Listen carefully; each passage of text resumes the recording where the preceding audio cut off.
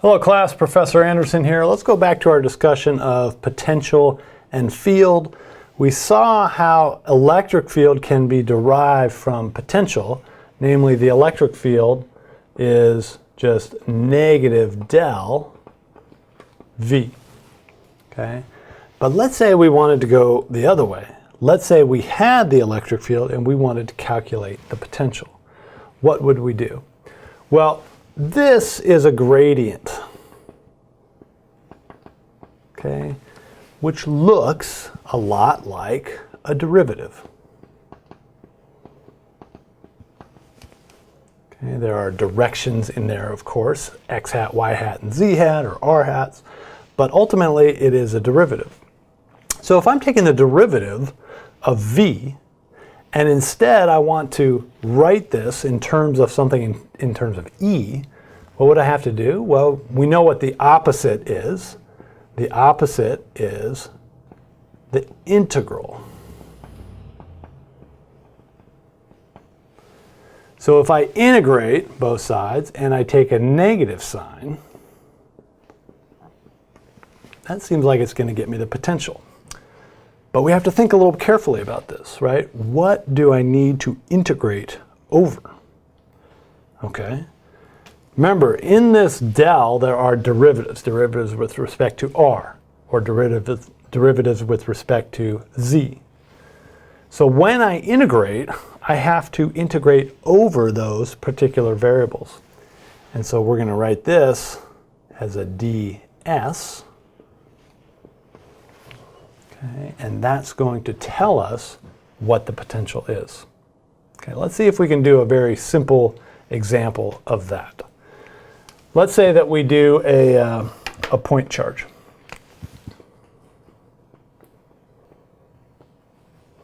Okay, we know exactly what the E field is due to a point charge.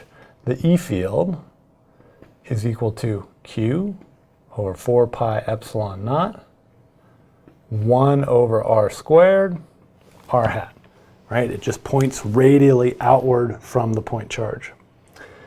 If that is my electric field, how do I now calculate the potential?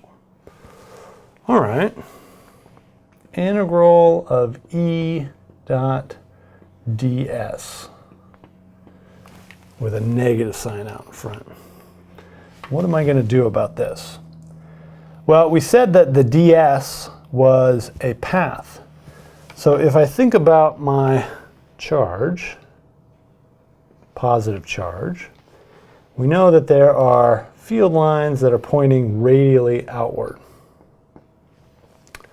We also know that there are equipotential lines which circle around the charge and are orthogonal, right? They make a right angle to the E field. E field makes a right angle to this equipotential surface. So let's just label this V at position A, and we'll label this V at position B. And now let's take a look at this. Okay? What this says is you have to integrate the electric field over some path. So let's integrate the electric field from here to there. Okay? And that has two distances, radius at B, radius at A. Okay, so what is this V? V is now, it's really delta V, right? It's the difference between these two potentials. It's going to be V at A minus V at B. And according to this expression, that is negative integral of E along that particular path, right? That's what this is. This is the path. And we have to evaluate from position position B to position A. All right. Let's see if we can do that integral. So we've got the integral of E dot ds. E is, of course, this. Let's put it in there. Q over 4 pi epsilon naught, 1 over r squared, r hat. But we have to dot that with a particular path. Since there's only a radial component here, we only need to worry about the radial coordinate. Okay? And so we just have to integrate along this thing. What is that? dr r hat. Okay? And we're dotting this, remember. That's a dot product.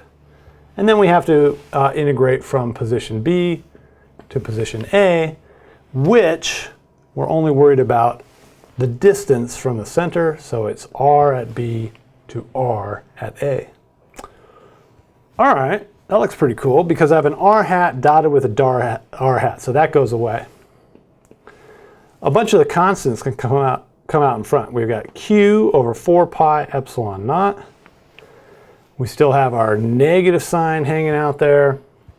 We have to integrate from 1 over RB, from RB to RA, we're integrating 1 over r squared, and the only thing left in there is the dr, right? R hat dot r hat went away, that became 1. We're just left with the dr. And now we just have to integrate 1 over r squared. All right, that's not too bad. Because that's the same as integrating r to the minus 2. And we know how to do that. You add 1 to the exponent, you divide by that same number. And so this becomes negative q over 4 pi epsilon naught, r to the minus 1 over minus 1. And then we're still evaluating from RB to RA. All right, minus sign there cancels with minus sign there, and we get q over 4 pi epsilon naught, 1 over r, evaluated from RB to RA. And that's pretty easy, right? We just get q over 4 pi epsilon naught. We have 1 over RA minus 1 over RB. Okay, this is the potential difference between these two positions. All right? It kind of makes sense, hopefully, because the electric field is pointing out, which means that VB and VA have to be at a different potential in order to have that electric field. Can we figure out which one is higher potential? Namely, is this a positive quantity or is this a negative quantity? Well, RA is bigger than RB. So this term is going to be smaller than this term, and therefore this whole thing, in this case, is negative.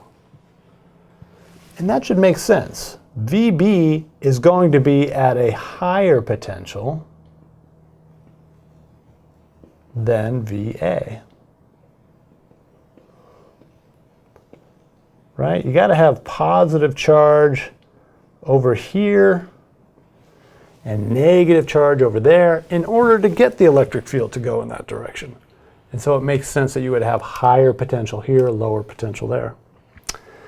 Now, how do we extend this to the potential in general from a point charge? So let's say we want to look at this answer that we just came up with, but we want to write it in general.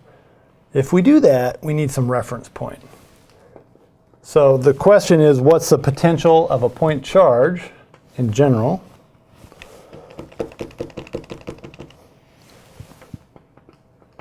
Potential of a point charge. And to decide on that, we have to decide where our reference point is going to be. And so let's pick our reference voltage to be at infinity. Okay? V equals 0 at RA, or RB, whichever you like. Let's go with RB, equals infinity. Okay? And if you do that, what do you get for the potential? Well, you get Q over 4 pi epsilon naught, 1 over R, which we already knew, right? We knew that was the potential of a point charge. What does that really mean? That means the potential relative to infinity. Okay? Good.